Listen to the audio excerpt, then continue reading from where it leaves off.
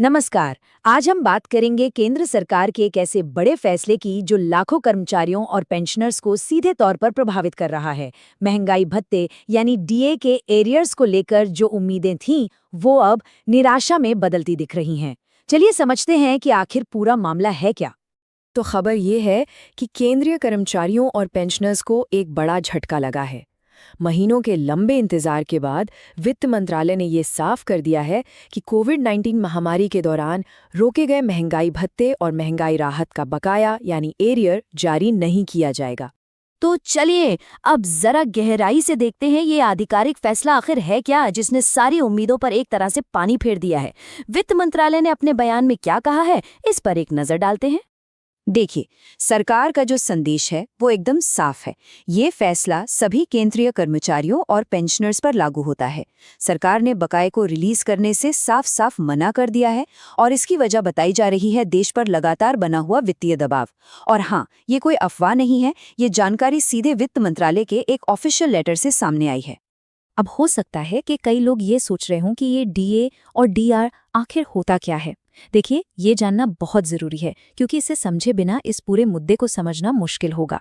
इसको ऐसे समझिए, जब रोजमर्रा की जरूरत की चीजें और बाकी सामान महंगा हो जाता है तो हमारी सैलरी की खरीदने की ताकत कम हो जाती है।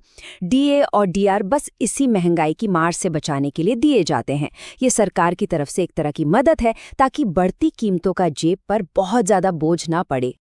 अच्छा, तो अब सवाल ये उठता है कि सरकार ने आखिर ये पेमेंट रोकी ही क्यों थी? इसका जवाब हमें मिलता है कोविड-19 महामारी के उस मुश्किल दौर में जब सब कुछ अनिश्चित था। सरकार ने ये पेमेंट एक बार में नहीं बल्कि 3 किस्तों में रोकी थी। पहली किस्त रोकी गई जनवरी 2020 में, जब महामारी बस शुरू ही हो रही थी। फिर जुलाई 2020 में दूसरी किस्त रोकी गई जब इकोनॉमी पर इसका असर दिखने लगा था। और आखिर में जनवरी 2021 में, जब देश अब भी फाइनेंशियल संकट से जूझ रहा था। और देखिए, सरकार का जो तर्क है वो तब से लेकर आज तक एक ही रहा है। चाहे 2020 में किस्तों को फ्रीज करना हो या आज बकाये देने से इनकार, वजह एक ही बताई जा रही है।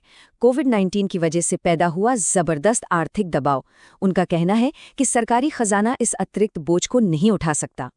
लेकिन चलिए, इन सरकारी बयानों और आंकड़ों से हटकर उन लोगों के बारे में बात करते हैं जिन पर इसका सीधा असर पड़ रहा है, यानी लाखों कर्मचारी और पेंशनर्स। उनके लिए इस खबर का क्या मतलब है? पूरे 6 साल। जरा सोचिए, ये कोई नई मांग नहीं है जो अचानक से उठाई गई हो। पिछले 6 सालों से कर्मचारी संगठन लगातार इस बकाया के लिए लड़ रहे थे। ये एक बहुत लंबा और थका देने वाला संघर्ष रहा है और अब लगता है कि उनकी उम्मीदें टूट रही हैं।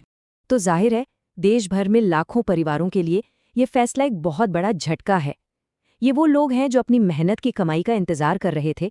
शायद उन्होंने कुछ प्लान भी बनाए होंगे और अब उन्हें मायूसी हाथ लगी है। बात सिर्फ पैसे की नहीं है, ये एक उम्मीद के टूटने जैसा है।